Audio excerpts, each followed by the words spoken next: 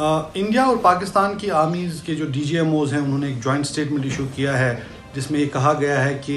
दोनों तरफ से कोशिशें जारी हैं, कोशिशें की जा रही हैं कि जो मैकेनिज़्म है उसको स्ट्रेंथन किया जाए ताकि सीज़ फायर जो along the line of control है उसको और मजबूत किया जाए। हम इस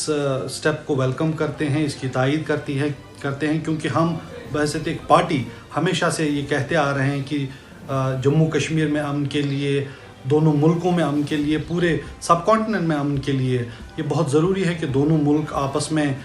दोस्ताना माहौल में रहें, अच्छे पड़ोसियों की तरह रहें और आपस में जो तलखियाँ हैं उनको दूर किया जाए और उसका वाहिद ज़रिया आपस में बातचीत करना और ऐसे मैकेनिज़म्स को और मजबूत बनाने से होगा। ये एक खुशायन कदम है, हम उसको वेलकम करते हैं और हम चाहते हैं और उम्मीद करेंगे कि ये इससे बढ़कर और भी बड़ी लेवल्स पे जाएगा ये प्रोसेस दोनों मुल्कों के आपस में बातचीत का, डायलॉग का, रिकन्सिलिएशन का, क्योंकि हमारा मानना है कि इस पूरे ख़ित्ते में अमन और प्रॉस्पेरिटी जो है तभी आ सकती है जब दोनों ममालिक के बीच में ताल्लुकात अच्छे हों और ख़ास तौर से इन दोनों ममालिक के बीच में जिस तरह के भी ताल्लुकात रहते हैं उसका सीधा असर जम्मू कश्मीर के आवाम पे पड़ता है और हमारे यहाँ जो अमन है, जो प्रॉस्पेरिटी है, उसके लिए बहुत ज़रूरी है कि दोनों ममालिक आपस में दोस्ताना ताल्लुकात को कायम रखें, आपस में बातचीत करें, डायलॉग, रिकन्सिलिएशन का रास्ता अपनाएं। बहुत बड़ी डेवलपमेंट है और नेशनल कॉन्फ्रेंस इस डेवलपमेंट को वेलकम करती है और उम्मीद करती है कि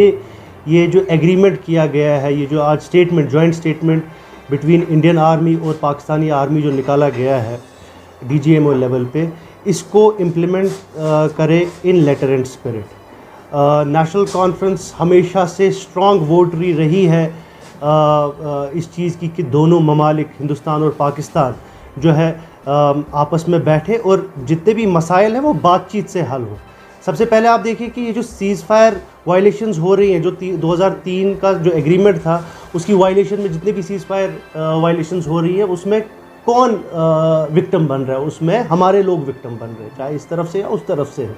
सो हम हमेशा से ये डिमांड कर रहे हैं कि दोनों कंट्रीज़ को आपस में बैठ के एक मेज़ पे बैठ के ये मसला हल करना है और ये खुशाइंद बात है। आज जो स्टेटमेंट निकला है हम इसको वेलकम करते हैं। मैं रीट्रेट कर रहा हूँ, नेशनल कॉन्फ्रेंस इसको वेलकम करती है और उम्मीद रखती है कि इस प्रोसेस को आगे लिया जाएगा। ये सिर्फ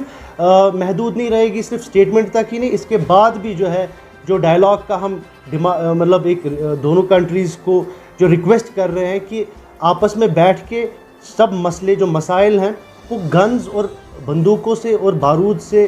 हल नहीं हो सकता है। वो हल होगा जब दोनों कंट्रीज़ आपस में एक दूसरे के साथ मेज़ पे बैठ के जो है इस मसले की हल की तरफ गामज़न होंगे और ये बहुत ही खुशाइंद जो है आज डेवलपमेंट हुआ है। हमेशा से शायद आप मीडिया से मुंसलिक है, आपको ये भी पता है नेशनल कॉन्फ्रेंस का एक कंसिस्टेंट स्टैंड रहा है बनस्बत जब इंडिया और पाकिस्तान में जो कशीदगी रहती है, इस पे कंसिस्टेंट स्टैंड हमारा यही रहा है कि गन से कोई मसला हल होगा नहीं। तो आज की जो डेवलपमेंट है जो आप भी बोल रहे हैं, बिल्कुल ये बहुत ही मतलब एक मुझे लगता है एक टनल में से जो थोड़ी सी लाइट हमको दिख रही है। हम टनल में हैं जहाँ अंधेरा था चारों तरफ से, अचानक से जो है ये लाइट सामने आ गई है और हमको इस लाइट की तरफ गामज़न होना चाहिए। दोनों कंट्रीज़ को इस लाइट की तरफ गामज़न होना चाहिए और जो कशीदगी का माहौल है उससे बाहर निकलना चाहिए, क्योंकि इसमें ही बेहतर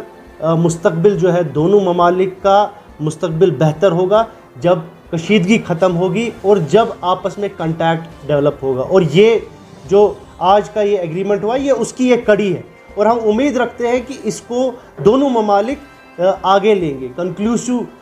एंड पे लेंगे। और फिर से वही बात दोहराऊंगा, बहुत ही अच्छी डेवलपमेंट है और हम इसको वेलकम करते हैं और उम्मीद रखते हैं कि इसका जो है आगे भी ये बस वहीं तक महदूद न रहे और आगे भी चले इंशाल्लाह।